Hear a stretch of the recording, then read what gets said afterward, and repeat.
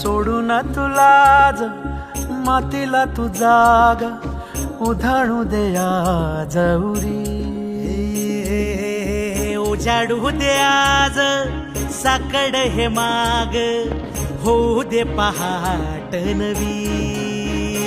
आता होऊन जाऊ दे साऱ्या जगाला पाहू दे पडू दे पाऊल